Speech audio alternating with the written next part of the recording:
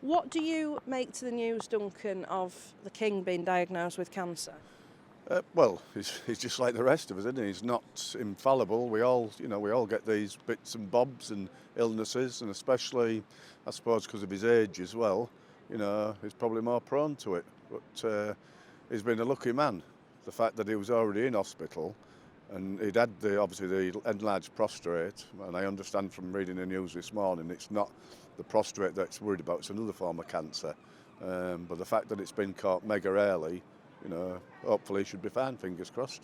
And what do you think to him stepping back in the meantime?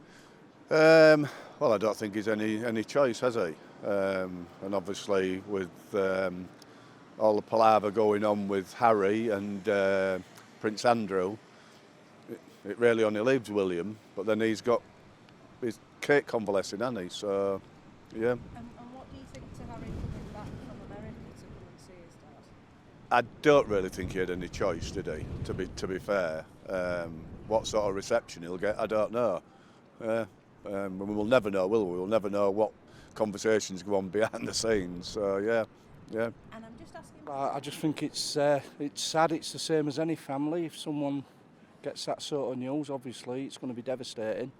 But I suppose he's handling it pretty well at first, until he knows exactly how bad it is, and hopefully he'll come through it. And what do you think to him sort of having to step back whilst he's been treated? Well, I think it's right. I mean, he's got two sons, they can step up. A lot of people don't like the royal family because there's a lot of Annas on. So this is the time when these people should be stepping up, taking some of the roles, some of the appointments, and being worth the money that they get paid out the privy purse. I thought there was something not right with him because he's been out of the limelight, and I think it's devastating, but I don't know how bad it is. So there's treatments, out there, but at the end of the day, maybe it's time that William stepped in and, he had his rest, what he deserves. He looked after the Queen all them years, and it's a shame, but unfortunately, big C's a word, isn't it? And then there's thousands with it the same. So just wish him luck and hope he gets recovered, And how about you, Brian? What do you Well, it just shows you that he is human.